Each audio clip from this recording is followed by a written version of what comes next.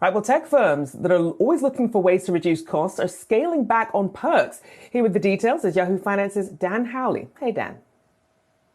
That's right, Rochelle. We're seeing a cutback in some of those really interesting perks that tech companies are offering to their employees. There was a report earlier this week from CNBC pointing out that Google is cutting back on everything from the ability for employees to re-up their devices. We're talking they're going from high-end Apple products and laptops down to Chromebooks if they're not in engineering, to limiting the amount of staplers and tape rolls that are available at printer stations, even cutting back the hours of on-campus cafes.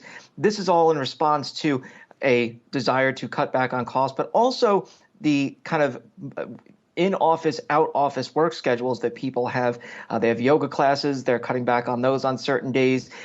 They said they had cafes that had baked too many things and needed to get rid of them on Mondays and Fridays. So we're seeing this cutback, and it's not just at Alphabet, by the way. Meta has cut back on certain things. I know anecdotally I've spoken to some people who say you can definitely notice a difference in food quality, things along those lines. And other companies are making cuts as well. And just want to point out with Meta as well, they also are cutting down on the amount of bonuses they're offering, and the kind of review process they're doing with people is being sped up. Not as many people getting illustrious kind of marks for their yearly reviews. But I do want to just kind of point out what these perks are for. Sure, they're very interesting, but they're really a way to lure employees in. Usually comes at a time when they're in high demand, so they have to make a way to basically say, look, you'll be better off here.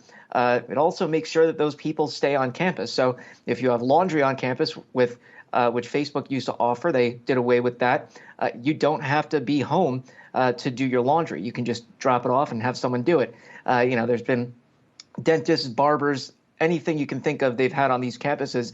But now, as they're seeing this kind of reduction in workforce, they don't necessarily need to pull people in. And so what they're doing is they're cutting back on that. It doesn't mean that all perks are going away. Obviously, also, it's kind of silly to feel bad when people are getting literal free lunches. But it does, kind of make sense, though, for them to pull back at this point. Eventually, experts that I spoke to said we'll start to see those perks kind of come back and recirculate. It's all cyclical based on how many employees that these companies need and what they're fighting for.